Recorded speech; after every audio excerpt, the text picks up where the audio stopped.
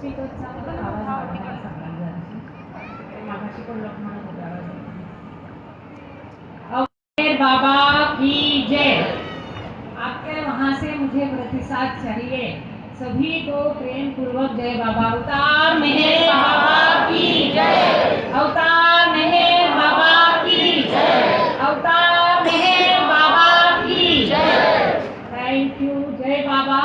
आप सभी का देश के कानों कानों से आए सभी बाबा प्रेमियों का हृदय से अभिनंदन, क्योंकि ये मेहर प्रभु की प्रेम की जादू है जो आपको यहाँ खींच के लाई। ये कॉमन थ्रेड है और मुझे ये अवसर दिया, इसके लिए मेहर प्रभु का और अमरावती सेंटर का बहुत आभार। और इस 25वीं वर्षगांठ पर आवाज क्लियर है? सभी को क्लियर है ना? तो 25 साल पूरे हो गए अमरावती सेंटर को, इसके लिए उनका बहुत बहुत अभिनंदन। और जिस तरह से अभी उन्होंने इतना सुंदर कार्यक्रम का आयोजन किया है, इतनी बड़ी टीम है और जिस प्रेम भाव से वो सारे इकट्ठे आकर मेहर प्रभु का कार्य कर रहे हैं, उसमें अपना तन मन धन देकर, वो बहुत स्मरणीय है, बिल्कुल हो जानी चाहिए। और इस तरह से कार्य किया जाता है तभी वहाँ मेहर प्रभु डेफिनेटली मौजूद रहते हैं। तो आप यहाँ वो मेहर प्रभु मौजूद है, इसलिए उनके दर्शन का, उनका सहवास का आनंद लेने के लिए आए हैं, ये ध्यान रखना। और मेरा ही नहीं बल्कि जो भी दूसरे स्पीकर है, गायक है, आप इतना टाइम देके, पैसा देके, समय, एनर्जी देकर यहाँ आए हैं, तो ये पल पल को आप बिल्कुल तन मन धन से, तान से सुनना, ये एक दूसरी अर्जी है। और ये बहुत सुंदर आयोजन के लिए अमरावती सेंटर का पुनः एक बार बहुत बहुत अभिनंदन करके आज का मैं मेरा विषय को शुरू करती हूँ। और ये पहले का वो समय में नहीं गिनेंगे, ऐसी मैं उम्मीद रखती हूँ।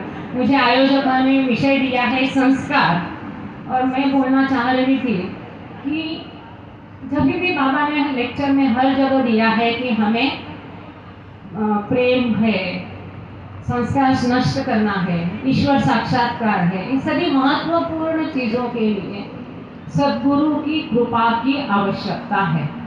जब जब यहाँ ये सब्जेक्ट आता है कि सद्गुरु की आवश्यकता है, तुरंत सब सोचने लगते हैं कि मैं कहाँ जाऊँ सद्गुरु ढूंढने।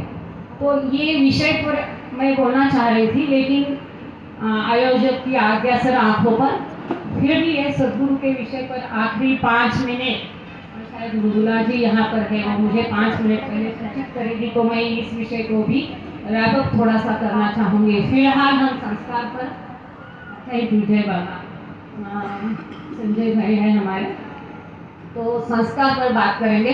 क्योंकि हम बाबा प्रेमी जगत में संस्कार कोई नई चीज़ नहीं वास्तव में। आप सभी ने हर बार कभी कई लोगों ने गॉड स्पीक्स पढ़ी है और हमेशा हम लोग उसके बारे में सुनते रहते हैं, संस्कार संस्कार संस्कार। तो इसमें कोई अगर रिपीटेशन हुए, आपको पता है वह जानकारी अगर मैं दे रही हूँ, तो मुझे माफ़ करना और आप एक रिवीजन समझ के उसको सुन लेना। फिर भी हम शुरुआत करते हैं संस्कारों के प्रकारों से। संस्कारों के मुख्य 2 प्रकार हैं। एक आध्यात्मिक संस्कार, मुझे पता नहीं आप में से कितना लोगों ने इसके बारे में जाना है, सुना है। और दूसरा जो है, दूसरा है भौतिक संस्कार। अब भौतिक संस्कार के फिर पुनश्च 2 प्रकार होते हैं। वो है अच्छे संस्कार, बुरे संस्कार, या वेदांत में जिसे पाप पुण्य कहा जाता है। हम जब भी बात करते हैं ज़्यादातर भौतिक संस्कारों की बात करते हैं। अब ये चीज़ क्या है संस्कार? तो ये कुछ भी नहीं है, हमारे जो पंचेंद्रिय है, इसके द्वारा बाबा कहते हैं हम सतत सृष्टि, अपनी अपनी सृष्टि का निर्माण करते रहते हैं। मतलब वो हमारी अवस्था एक ब्रह्मा की अवस्था है। ब्रह्मा विष्णु महेश कोई 3 नहीं है, ये तीनों एक ही ईश्वर के गुण है। और आप सब ब्रह्मा विष्णु महेश है, आप सब में, क्योंकि आप स्वयं अपनी सृष्टि की निर्मिति करते रहते हैं। कैसे? तो ये संस्कारों के द्वारा। देन उसका पालन कैसे करते हैं? उसको आप संभालते हैं, आप जो दैनंदिन जीवन व्यतीत करते हैं उसके द्वारा आप एक पालनकर्ता की मतलब विष्णु की भूमिका वहाँ पर अदा करते हैं। अब मुझे बताइए, आप जब सो जाते हैं तब क्या बचता है? कुछ भी नहीं। जब हम गहरी नींद में होते हैं तो ना ही ये सृष्टि रहती है, कुछ भी नहीं रहता है। अस्तित्व, जब तक हम गहरी नींद में हैं, पूरी सृष्टि का अस्तित्व हमारे लिए मिट जाता है। उतनी समय के लिए उस व्यक्तिगत लेवल पर सृष्टि खत्म हो जाती है। ये संहारक है। अब हम आगे ये भी देखेंगे कि स्वर्ग और नरक क्या है, स्वप्न क्या है।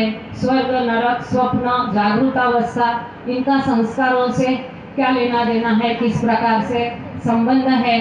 इन संस्कारों को खत्म, संस्कारों का एक डबल रोल है, वो डबल रोल भी हम देख लेंगे।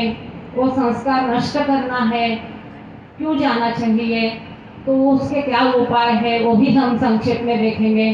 फिलहाल हम उनके प्रकारों पर वापस चलते हैं। अब जो ये संस्कार की निर्मित कैसे होती है उसको पहले देख लेते हैं।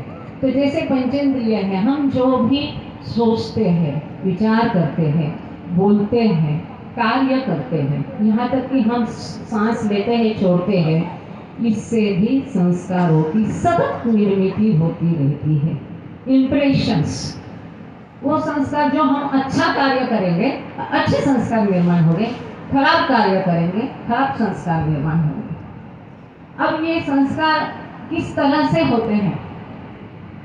इन संस्कारों के भी रंग है, बाबा ने बताया है, आप सबको शायद पता भी होगा कि जब संस्कार केवल विचार के माध्यम से, विचार करके जब हम विचार करते हैं, तब विचार के स्वरूपों से, विचारों के कारण जो संस्कार निर्माण होते हैं वो अत्यंत फीके होते हैं, धुंधले होते हैं, जिनको निपटाना, नष्ट करना आसान होता है। और ऐसे संस्कारों का रंग होता है नीला, हल्का नीला रंग, प्लेजेंट। और बाबा कहते हैं कि ये रंग ईश्वर से बहुत नजदीक है। ये मैं कुछ भी कह नहीं रही हूँ, ये सब कुछ बाबा का जहाँ कहाँ पढ़ा है उसी को बोल रहे हैं। अगर मैं कहीं गलत हूँ तो बहुत ज्ञानी यहाँ बैठे हैं, वो मुझे करेक्ट कर सकते हैं। मैं ज्ञानी नहीं हूँ, जो बाबा की किताबों में पढ़ा है, जो कुछ याद है। देखो, मैं क्या, कोई भी जो बोलते हैं वो बाबा है। शब्द, विचार सब कुछ उनका है, चमड़े की जिह्वा केवल हमारी है, और वो भी उन्हीं की दी हुई है, स्थूल शरीर भी उन्हीं का दिया है। तो जो केवल विचार स्वरूप होते हैं, उनका, उन संस्कारों का रंग नीला होता है। तो बाबा कहते हैं विचार आएंगे जाएंगे, आने दो, परंतु उनको कृति में नहीं लाना चाहिए, हम सबको पता है। ऐसा क्यों? क्योंकि यदि सपोज आपको लगा किसी को मैं गाली दे दूं या किसी की मैं तारीफ करूं, ये केवल विचार आया, रख लिया, ठीक है, हल्का संस्कार उत्पन्न हो गया। परंतु वास्तव में जब आप मुख का उपयोग करके उसको गाली दे रहे हैं या उसकी सराहना करते हैं या कुछ अच्छा कार्य के लिए आप बोलते हैं, जैसे मैं अभी भाष्य कर रहे हैं, इससे भी संस्कार उत्पन्न होते हैं। लेकिन जब हम कोई भी कार्य उसको अर्पण कर देते हैं तो वो भी आप लोग प्रेयर करते हैं कि सवेरे शाम में सब आपको समर्पित करता हूँ, वापस उस विषय पर फिर से आएंगे। तो जब उस संस्कारों को हम भाषा के माध्यम से व्यक्त करते हैं तो वो संस्कार जो केवल विचार था वो और गहरा हो जाता है। अब जब वो हम कृति में लाते हैं तो वो अधिक गड़द हो जाता है और गहरा होता है और डार्क कलर उसका होता है। मानो वो विचार गलत है, खराब है, कोई नीच प्रति की वासना है, कामवृत्ति है, लोभ है, मोह है, कोई भी इच्छा है, और उसको आप कृति में लाते हैं तो वो और भी गड़द होता है, फिर उसका रंग लाल हो जाता है, जो कि ऐसे संस्कार निपटाने में बहुत बहुत अधिक मुश्किल होते हैं। अब एक मज़ेदार खेल है, शायद आप लोगों ने गौर किया है कि नहीं मालूम नहीं, इस पर ध्यान दीजिए। पहला संस्कार कौन सा है? जो बुक रीडिंग ज्वाइन करते हैं वो सारे बोल देंगे, मुझे पता है। पहला संस्कार वो कोहम, जब वो बियॉन्ड स्टेट में परात्पर परब्रह्म अवस्था की स्थिति में ईश्वर के मन में इच्छा हुई, वहाँ क्या है? परात्पर परब्रह्म अवस्था मतलब केवल अस्तित्व है कि गॉड इज, उसका कोई रंग रूप नहीं है। और वैसे अस्तित्व जहाँ पोकल है, एक गहरी हॉलोनेस है और कुछ भी नहीं है, वो गहरी नींद में हमारी होती है, वैसी अवस्था वहाँ परात्पर बियॉन्ड गॉड स्टेट में ईश्वर की होती है। उसे मालूम नहीं मैं कौन हूँ, मैं ईश्वर हूँ, मुझे अनंत शक्ति, अनंत ज्ञान, अनंत आनंद है। और फिर उसके मन में विचार आता है कि स्वयं को जानने का, मैं कौन हूँ, को हम। ये पहला विचार, इस पहले विचार के साथ स्वयं को जानने की इच्छा, हर इच्छा संस्कार उत्पन्न करती है। तो पहली इच्छा उत्पन्न हो गई, पहली इच्छा के साथ पहला संस्कार का जन्म हो गया। और आखिरी संस्कार भी, बीच में बहुत कुछ अच्छा है बताने के लिए, लेकिन समय के अभाव से हम वो नहीं बोल पा रहे हैं। आखिरी संस्कार भी मन का संस्कार होता है। पहला संस्कार भी मन का है, क्योंकि इच्छाएं कहाँ उत्पन्न होती? मन में। मतलब ये सब खेल शुरू कहाँ हुआ? मन से। पहली मन के साथ, पहली इच्छा के साथ पहला संस्कार, अंतिम संस्कार भी मन का ही होता है। कैसे? छठवीं भूमिका में केवल मन का संस्कार होता है, मनोजगत के मन के संस्कार होते हैं। जैसे हम आप सोच रहे कि मैं मतलब ये शरीर, तो छठवीं भूमिका वाला क्या सोचता है? मैं मतलब मन। और ये आखिरी संस्कार बचता है, जिसके कारण वो ईश्वर से उसका मिलन नहीं हो पाता है, वो ईश्वर से एक नहीं हो पाता है, मैं ही ईश्वर हूँ इसका वो अनुभव नहीं कर पाता है। ये आखिरी मन का संस्कार सद्गुरु द्वारा ही केवल मिटाया जा सकता है। मतलब कैसा मजेदार खेल है देखो, into inverted commas, started with मन, एंड विथ मन। तो ये पूरा खेल जो है सृष्टि का, आपके हमारे जन्म का, हर जीवात्मा का परमात्मा बनने तक की पूरी जो यात्रा और खेल है, ये कुछ भी नहीं है, केवल मन से लेके मन तक का ये प्रवास है। और इसीलिए एवरीथिंग एंड नथिंग में बाबा ने सुंदर एक चैप्टर है, जर्नी विदाउट जर्नी। मतलब कोई यात्रा हमने की नहीं है, हमने मतलब जीवात्मा ने वास्तव में कोई यात्रा की नहीं है, फिर भी हमें लगता है कि हम करोड़ों अरबों बरस हमने गवा दिए हैं। जब ईश्वर साक्षात्कार होता है, सातवीं भूमिका में वो चला जाता है, जब उसका अहम का मूलोच्छेद होता है, वो कंप्लीट नष्ट नहीं कर सकते हैं, वो और एक बड़ा चैप्टर है।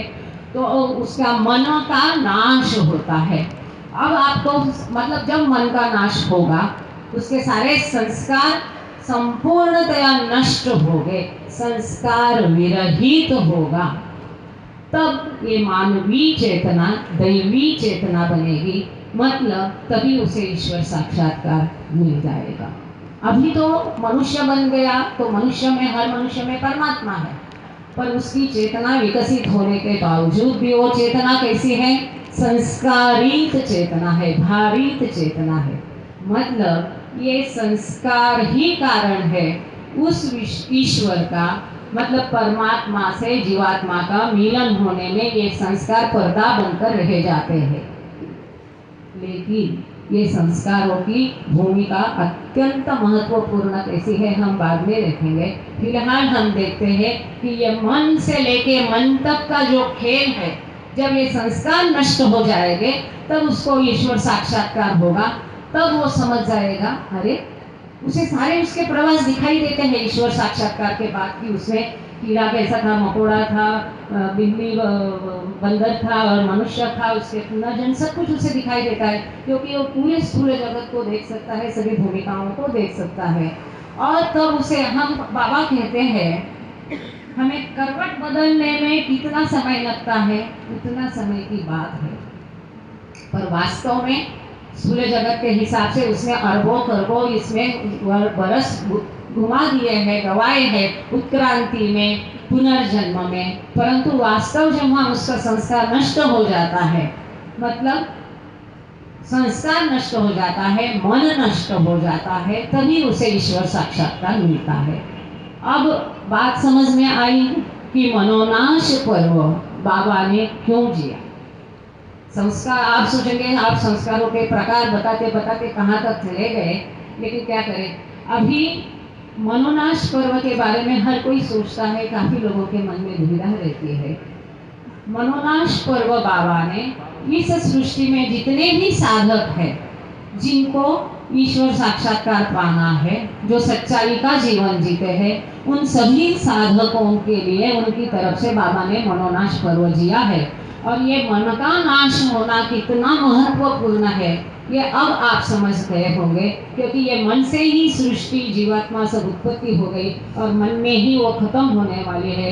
ये अहम महत्वपूर्ण भूमिका ये मन की होती है, जहाँ पर वो मन के द्वारा ही संस्कार निर्माण होते हैं और मन में ही संस्कार मनोदेह में, कारण देह में ये संस्कार छपे जाते हैं। जैसा पोस्ट ऑफिस में वो रहता है ना, वो ठप्पे मारते रहता है, बराबर, एनवलप में ठप्पे मारते रहता है कि नहीं, कुछ हाँ ना बोलिए तब मुझे समझ में आएगा, हम आपस में बातचीत कर रहे, ये कोई भाषण नहीं है। तो जैसा वो एनवलप में ठप्पे मारता है, वैसे हम जो भी कर्म करते हैं उसके छाप हमारा जो मनोदेह है उसके ऊपर पड़ते हैं और वहाँ पर ये संस्कार संकलित तो होते हैं। हमारा ये शरीर 3 शरीरों से बना है, स्थूल शरीर, सूक्ष्म शरीर और मनो शरीर या कारण शरीर। हम केवल स्थूल शरीर का ध्यान रखते हैं, देख सकते हैं, हम सूक्ष्म शरीर और कारण शरीर को कभी देख नहीं सकते हैं, लेकिन आत्मा के साथ वो सूक्ष्म शरीर और कारण शरीर हमेशा रहता है। जो भी संस्कार बनते हैं उनका संकलन, स्टोरेज, गोडाउन जो है वो क्या है, कारण देह है। इसीलिए वो मनोदेह को कारण देह बोलते हैं। क्यों? क्योंकि यही कारण है हमारे अगले जन्म का, या अब जो हम जन्म जी रहे हैं, इसका कारण क्या है, हमारे इसके पहले के जन्म के कर्म। हम इस जन्म में जिस प्रकार के कर्म करेंगे, जिस प्रकार की भाषा बोलेंगे, जिस प्रकार के विचार करेंगे, उस प्रकार के संस्कार निर्माण होंगे और हमारे कारण देह के नाम के गोडाउन में वो स्टोर हो जाएंगे और उनके कारण हमारा अगला जन्म उस प्रकार होगा। तो अगले जन्म का पिंड जो है वो इस जन्म के संस्कार कर्म है, जो कर्मों द्वारा संस्कार निर्माण होते रहते हैं। और इसीलिए इन संस्कारों को कम करना, या हमारा अगला जन्म, कई लोग बोलते हैं अच्छे कर्म करो फिर भी संस्कार निर्माण होते हैं, बुरे कर्म करो फिर भी निर्माण होते हैं, और वो भी बंधन है ये भी बंधन है, तो क्यों न जीवन जिया जाए, मौज मस्ती किया जाए। ऐसा नहीं, ऐसा इसलिए नहीं कि अच्छे कर्मों के कारण अच्छा जन्म मिलता है, अच्छे संस्कार निर्माण होते हैं, और भी इसके परिणाम है, वो आगे हम स्वर्ग नरक स्वप्नावस्था इसमें देखेंगे। फिलहाल जो हमारे टाइप ऑफ संस्कार है, संस्कार के प्रकार है, उस पर हम वापस जाते हैं कि ये स्थूल जगत है, हम जहाँ जीते हैं, ये मायावी जगत जो है ये स्थूल जगत है। तो स्थूल जगत में जो संस्कार निर्माण होते हैं ये स्थूल संस्कार है। जब हमारा स्थूल का भान जाएगा, हमारी चेतना अंतर्वर्ती होगी। अंतर्वर्ती क्या है, कई लोगों को नहीं समझ में आता है। अंदर क्या है, परमात्मा है और कुछ नहीं है। तो ये बाहर दुनिया की चौकाचौंध को देखने के बदले, वहाँ हमारी चेतना ऊर्जा वेस्ट करने के बदले हमें अंदर उसको खींचना है। मतलब इसी को अंतर्वर्ती चेतना का प्रवास बोला है, इन्वोल्यूशन बोला है। तो जब हम ये अंतर्वर्ती प्रवास चेतना का शुरू हो जाएगा, हम भूमिकाओं की यात्रा शुरू करेंगे, तब पहले से लेके तीसरी भूमिका ये सूक्ष्म जगत में आती है। और सूक्ष्म जगत में कौन से संस्कार होते हैं, सूक्ष्म संस्कार होते हैं। इसके बाद में अब चौथी क्यों नहीं बोल रहे, क्योंकि चौथी जो है चौखट पर है, दहलीज पर है। ये सूक्ष्म जगत और मनोजगत के दहलीज पर ये चौथी भूमिका है। मनोजगत में 5वीं और 6वीं भूमिका है। तो मनोजगत में जो संस्कार होते हैं वो मनोसंस्कार होते हैं। अब आगे और एक इंटरेस्टिंग बात है, हम सब लोगों के स्थूल शरीर में, स्थूल जगत में जो हम लोग हैं, सामान्य लोग हैं, जिनकी अभी अंतर्वर्ती यात्रा शुरू नहीं हुई है, इस स्थूल जगत के संस्कार जितने हैं इसके केवल आधे ही संस्कार सूक्ष्म जगत में बचते हैं, ओनली 50%। मतलब स्थूल जगत में यदि हमारे संस्कार 100 है तो सूक्ष्म जगत में हमारे संस्कार 50 होंगे। और सूक्ष्म जगत से आगे आप मनोजगत में जाओगे तो ये 50 के संस्कार 25 हो जाते हैं। मतलब स्थूल जगत से केवल 25% संस्कार मनोजगत में बचते हैं। ऐसा क्यों? क्योंकि सूक्ष्म जगत वाले को स्थूल का भान होता नहीं, वो स्थूल इंद्रियों का अनजाने में उपयोग करता है। 5 मिनट अभी तो बहुत कुछ बाकी है। तो अभी बाकी है मैडम, कोई बात नहीं, मैं कोशिश करती हूँ इसको समाप्त करने की। और जो मनोजगत के संस्कार है वो इसलिए कम है, वो एकदम धुंधले है। वहाँ जो इच्छाएं, अगर कुछ वासनाएं वो थोड़ी बार रहती भी है तो उनको पूर्ति के लिए उसको स्थूल साधनों का उपयोग नहीं करना पड़ता है, इसलिए वहाँ के संस्कार बहुत धुंधले होते हैं, कम हो जाते हैं। अब इसके आगे इसको एलेबोरेट करने के बदले मैडम ने अगवा कर लिया है कि 5 ही मिनट रह गया है। उम्मीद करती हूँ ये 5 मिनट का ग्रेस पीरियड हमें आप सबको दे देंगे। अगर आप सहमत है तो हाथ ऊपर उठाओ। Thank you. तो 5 मिनट का ग्रेस पीरियड की अनुमति चाहती हूँ। इस स्वप्न क्या है, जागरूकता अवस्था क्या है? हम जागरूक अवस्था में संस्कार इकट्ठे करते रहते हैं, हमारे पंचेंद्रिय देखने से, सुनने से, है ना, सुनने से और सुनने से, नाक से, मुख से, ये होता है। अब जब हम गहरी नींद में, ये बहुत महत्वपूर्ण है, हम जब गहरी नींद में होते हैं तो हमारे लिए उतनी समय के लिए सृष्टि अस्तित्व में नहीं रहती। वहाँ हम हमारे पंचेंद्रिय का स्थूल शरीर का उपयोग नहीं करते, ना ही हमें वहाँ हमारे स्थूल शरीर की चेतना होती है। और इस कारण गहरी नींद में सभी संस्कार मृतवत होते हैं। कुछ भी संस्कार, जब हम गहरी नींद में होते हैं तो एक बियॉन्ड स्टेट होती है परमात्मा की, उसमें कुछ भी संस्कार नहीं बचते। उतनी समय के लिए सारे संस्कार नष्ट हो जाते हैं। ये एक मैजिक है। आप जागरूक हो जाएंगे, वापस आपके संस्कार पुनः जागरूक हो जाते हैं। और वो संस्कार कहाँ रहते हैं? आंतर चेतना में रहते हैं। और जो आंतर चेतना में संस्कार रहते हैं वही पुश करते हैं आप जग जाओ और हमें खर्च करो। ये मैं संक्षेप में बताया। अब स्वप्नावस्था के बारे में बोलते हैं। स्वप्न क्या है?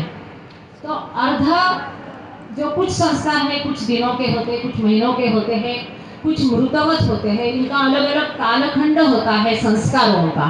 तो जो संस्कार मृतवत है, मतलब अर्ध सूक्ष्म संस्कार है, ऐसे अर्ध सूक्ष्म संस्कारों को अर्ध चेतना द्वारा, क्योंकि हम गहरी नींद में है तो हम पूरे चेतन नहीं है, लेकिन स्वप्न में हम अर्ध चेतन रहते हैं। तो अर्ध चेतन अवस्था में अर्ध सूक्ष्म संस्कारों का हम अनुभव करते हैं, वो हो गई स्वप्न अवस्था। और इसी कारण कई लोगों को भविष्य के स्वप्न क्यों पड़ते हैं, इसका भी उत्तर उसमें है, पर अभी हमारे पास समय नहीं है। हम आगे सीधा आते हैं स्वर्ग नरक अवस्था में।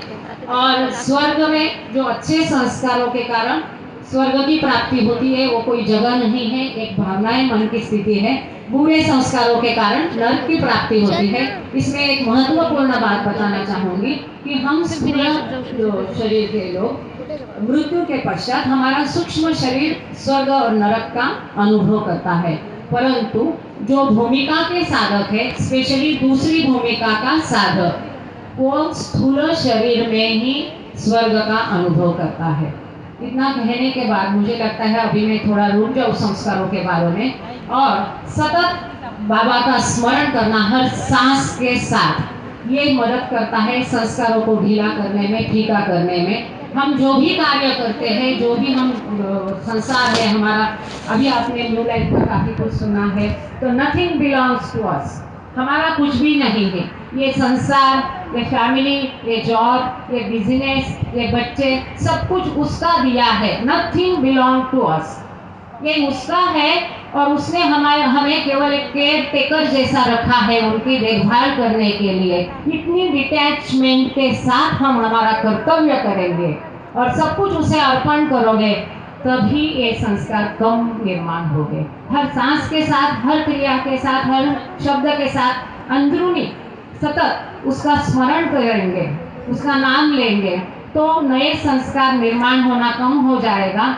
है जो संस्कार वो फीके हो जाएंगे, ढीले हो जाएंगे। और सबसे इम्पोर्टेंट प्रेम, दैवी प्रेम आप में जग जाएगा। आपको अपना पराया कोई नहीं लगेगा, सब अपने लगेंगे, क्योंकि हम सब एक है। क्योंकि आत्मा अविभाज्य है, आपका सबका, हम सबका आत्मा एक ही है।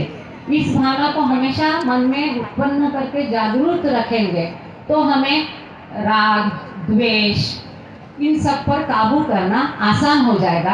राग द्वेष नहीं करेंगे तो संस्कार कम हो जाएंगे। ये संक्षेप में मतलब प्रेम सबसे बड़ा योग है। प्रेम ये सबसे साधना है जिसमें बाकी सभी साधनाएं इंक्लूड है, ऐसा बाबा ने कहा है। और जो प्रेम करना कैसा करना है बाबा ने बताया है, हाउ टू लव गॉड। तो बाबा की जो त्रिसूत्री है, पश्चाताप, प्रार्थना, my wish and how to love God और 7 रियलिटीज, इसको करेंगे तो संस्कार कम हो जाएंगे, ईश्वर से प्रेम निर्माण हो जाएगा। अब आते हैं सदगुरु की बात। हमें किसी को भी जो बाबा की पनाह में है, जो समझते कि मैं बाबा की अपार दया प्रेम पूर्वक पनाह में हूँ, उनको किसी को भी कोई सदगुरु की खोज करने की बिल्कुल आवश्यकता नहीं है। हमारे लिए मेहर बाबा ही सदगुरु है, केवल सदगुरु नहीं है। तो अवतार है वो हाईएस्ट ऑफ द हाई है। जब आप हाईएस्ट ऑफ द हाई की पनाह में हो, उसकी निगरानी में हो, तो आपको और कहीं जाने की जरूरत क्या होती है। कि मैं नहीं कहती हूँ, बाबा कहते हैं। और इसके कई सारे उदाहरण भी है। अब ऐसा क्यों, उसका टेक्निकलिटीज भी बाबा ने समझाया है। जो अवतार होता है वो, जो उस बाबा ने कहा है कि जो अंतर्गत मंडल के सदस्य है उनको ईश्वर साक्षात्कार देना तो मेरा कर्तव्य है, वो तो दे ही देगा। बाबा ने बाह्य मंडल के सदस्य और हम सब बाकी जो भी भक्तगण है, शिष्यगण है, प्रेमी है, जो भी उनकी पनाह में है, उनको मानने वाले, जानने वाले हम कह सकते हैं एक भाषा में। तो बाह्य मंडल के सदस्य और इन सबको बाबा ने एक ग्रुप में डाला है। और बाबा ये कहते हैं कि इन सब के लिए भी कोई धर्म सिद्धांत शरीयत किसी और चीज की जरूरत नहीं। इन सब के लिए ऑलरेडी बाबा ने प्लान बना के रखा है। तो यकीन मानिए आपका प्लान रेडी है, कब टॉप आउट करना है, कौन से सदगुरु द्वारा करना है, all that has been taken care by him. हमें उसकी आवश्यकता नहीं है चिंता करने की, क्योंकि जब 6वीं अवस्था से 7वीं में जाना पड़ता है तब सदगुरु का स्पर्श होना जरूरी है। अब मानो अभी आप में से किसी ने सदगुरु ढूंढ लिया, उसको ढूंढना मुश्किल है। हम नहीं समझ पाएंगे कौन परफेक्ट मास्टर है, क्योंकि हम उसके काबिल नहीं थे। फिर आप सदगुरु कहाँ से बनाओगे। मानो आपने सदगुरु बना भी लिया, तो आपको कोई यकीन है कि आप इसी जन्म में 6 भूमिका पार करोगे। क्योंकि 6वीं भूमिका में तो उसका स्पर्श जो है फिजिकल, वो जरूरी है। आप जब 6वीं भूमिका में होगे तब वो गुरु रहेगा भी नहीं रहेगा क्या पता। तो इसकी आवश्यकता नहीं। जब हमारी तैयारी पूरी हो जाएगी, once when we will qualify ourselves, जैसे नौकरी के लिए हमें क्वालिफिकेशन होना जरूरी है, बिल्कुल उसी प्रकार सदगुरु की कृपा पाने के लिए, उसका आशीर्वाद पाने के लिए हमें अपने आप को तैयार करना पड़ेगा, हमें अपने आप को बनाना पड़ेगा, क्वालिफाई होना पड़ेगा। भाषा के, हमारी भाषा में, आजकल की भाषा में, हमें सदगुरु की कृपा के लायक हम जब बनेंगे तब वो सदगुरु अपने आप ही हमें ढूंढता आएगा। जैसा कि हम जानते हैं, सामने के पोफरी जी वो गए उपासनी महाराज के पास, उन्होंने बोला तेरा गुरु मैं नहीं है, तुम्हें सही समय पे तुम्हारा गुरु मिल जाएगा। ताजुद्दीन बाबा के पास गए, उन्होंने भी उनको यही कहा कि मैं तुम्हारा गुरु नहीं, तुम्हारा गुरु तुम्हें सही समय पे मिल गया, तुमको मेहरबाना मिल गए, अवतार ऑफ द एज मिल गए हैं। हम देखते हैं कि Upasani Maharaj was reluctant to go to Sai Baba, क्योंकि वो मुस्लिम संत है, मैं ग्रामीण हूँ तो मैं उनके पास नहीं जाऊंगा। आखिरकार उनको साक्षात्कार किसके पास से मिला, उनको साईं बाबा से ही साक्षात्कार मिला। अवतार है, उसका अवतरण के लिए उसको भी 5-5 सदगुरु के पास घूमना पड़ा। तो हमारी आपकी क्या बात। जब हम हाईएस्ट ऑफ द हाई की पनाह में है तो हमें बिल्कुल आप निश्चिंत रहिए, और आपके मन में रहेगा कि बाबा तो भौतिक देह हमें नहीं है, हमारा मार्गदर्शन कौन करेगा। ऐसा सोचो भी मत, बाबा नहीं है ये सोचना गलत है। बाबा पीछे से ताली बजा रहे हैं, आपकी मर्जी आपको बजाना है कि नहीं बजाना। बाबा बिल्कुल है।